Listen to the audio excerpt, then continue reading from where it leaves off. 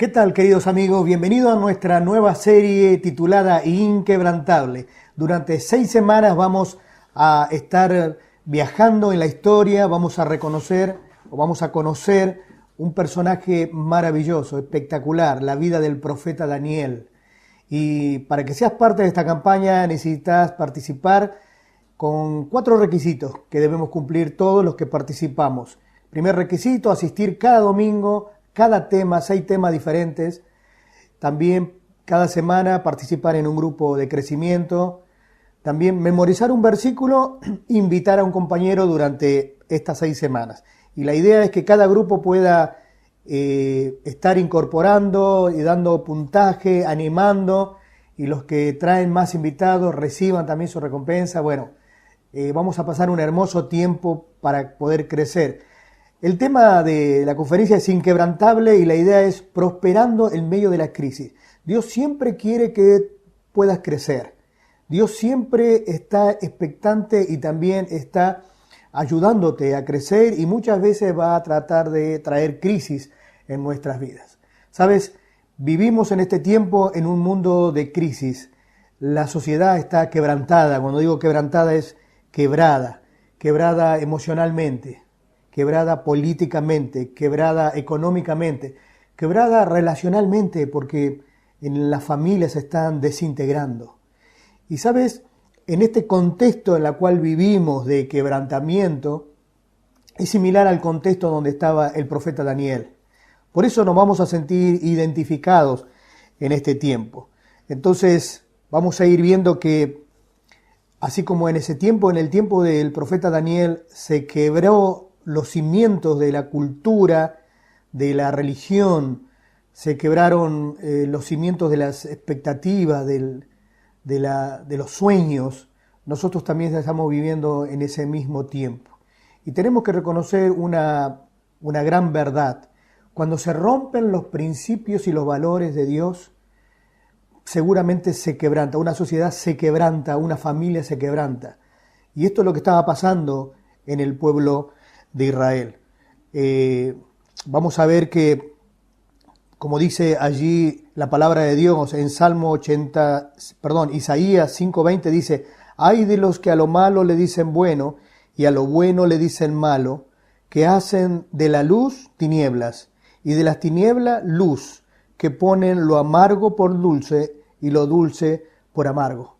Ese es el estado de una sociedad, de una familia, de una ciudad que ignora, no respeta los valores de Dios. Llega a estar confundida. Sus cimientos se estremecen, como dice el salmista. Y lo que vamos a hacer en esta semana, vamos a hablar acerca del primer tema, es la introducción de todo esto, que es cuando tu mundo se derrumba. Esa es la idea. Vamos a estudiar a la vida del profeta Daniel.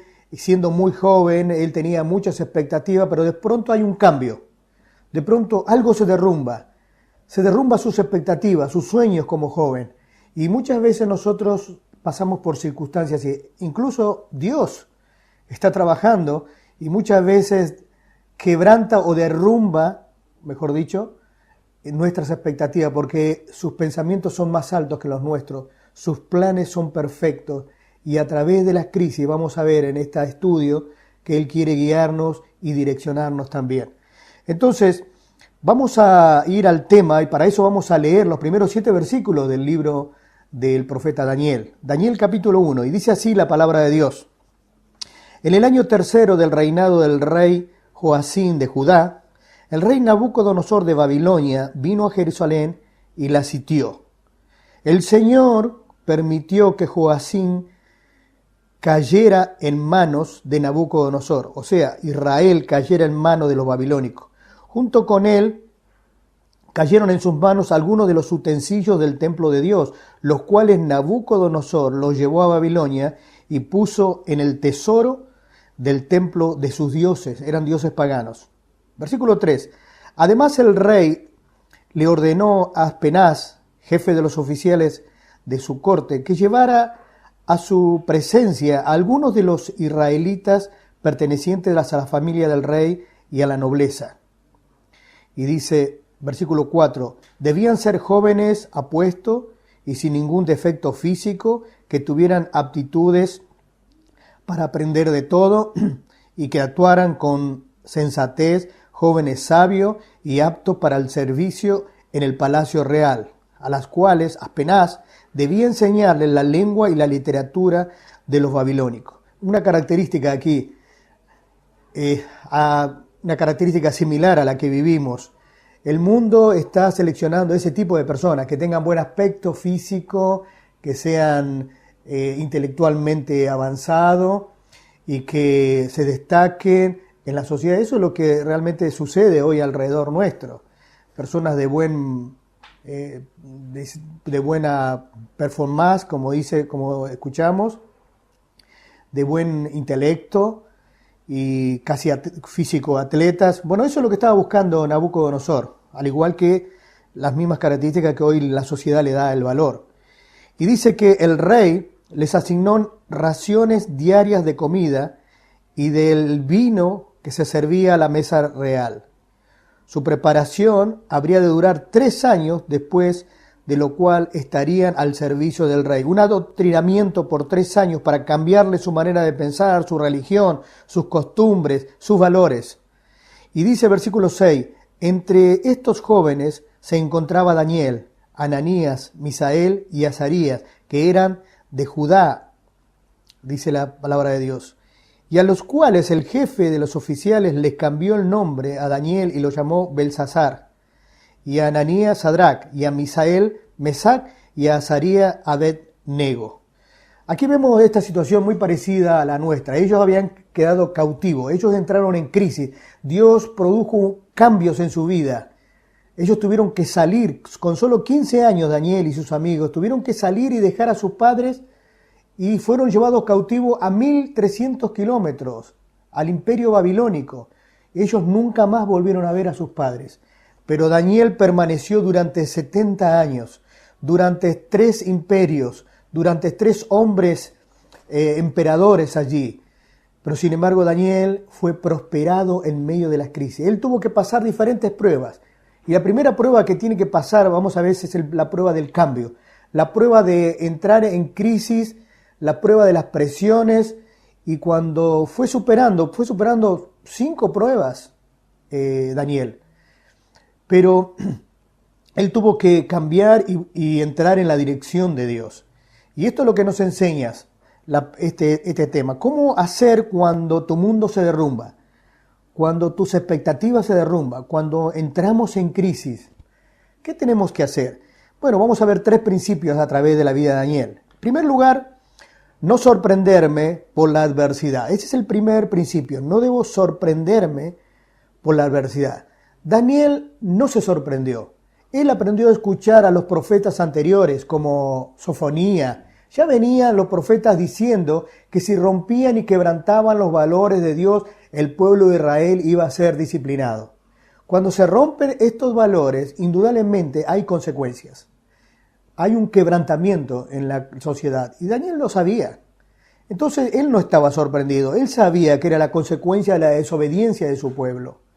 Y dice la palabra de Dios así: queridos amigos, no se sorprendan de las pruebas de fuego por las que están atravesando como si algo extraño les sucediera. 1 Pedro 4:12. No debemos sorprendernos. Dios utiliza las pruebas, nos pone en el fuego de la prueba, porque Dios está queriéndonos purificar, nos está queriendo perfeccionar. No debemos sorprendernos. Tampoco no debemos sorprendernos porque necesitamos entender que hay 4 fuentes de origen, podríamos decir, que vienen los problemas, las dificultades o las crisis. ¿Cuáles son esas fuentes? Primero, nuestra vieja naturaleza, nuestro viejo hombre. La Biblia habla de nuestras concupiscencias, nuestros malos deseos. Cada uno de los que estamos aquí tenemos una inclinación a desobedecer a Dios, una inclinación al mal. Y muchas veces nos metemos en consecuencias terribles, en crisis. Y muchas veces no cumplimos las expectativas de Dios, podríamos decir, porque Dios tiene planes, por nuestra propia naturaleza, por nuestra propia inclinación. Otra de las fuentes es el mundo. El mundo está organizado para que nosotros no tengamos tiempo para Dios, para no buscar a Dios. Incluso nos presenta otros ídolos y a veces buscamos más esos ídolos que la misma presencia de Dios. Otra de las fuentes que vemos es Satanás mismo. Él susurra. Él siempre va a crear una mentira para que nosotros creamos. Él siempre va a tratar de darte valores equivocados. Él es el anticristo y él está en contra de Cristo. Pero la mejor estrategia para estar en contra de Cristo es mentir, perturbar a sus hijos. Entonces, generalmente nosotros creemos mentiras y eso nos lleva a circunstancias difíciles. La última fuente por la cual vienen las crisis, los problemas, vienen de Dios. Dice que Dios permitió aquí que Nabucodonosor tomara cautivo. O sea, el enemigo fue un instrumento de Dios. Dios permite ciertas cosas en nuestras vidas. Pero la Biblia dice así, que a los que amamos a Dios, todas las cosas nos ayudan a bien. Indudablemente esto iba a favorecer al pueblo de Israel. Iba a tardar unos años, la iban a pasar mal, pero los planes de Dios se iban a cumplir. Iba a surgir este hombre. Había allí un hombre que hizo diferencia en sus generaciones. Se llamaba Daniel, un hombre inquebrantable. La sociedad, la cultura, la religión estaba quebrantada, pero este hombre permaneció fiel y honró a Dios. En segundo lugar, vamos a ver el segundo principio, ¿cómo hacer cuando mi mundo se derrumba? ¿Qué debo hacer? No sorprenderme, pero en segundo lugar, busca la manera en que Dios pueda usarlo para bien. ¿Sabes? Dios siempre quiere usar las cosas para bien. Sus pensamientos son pensamientos buenos, mejores que los nuestros. Entonces, debemos entender este principio. Dios quiere usar cosas para bien.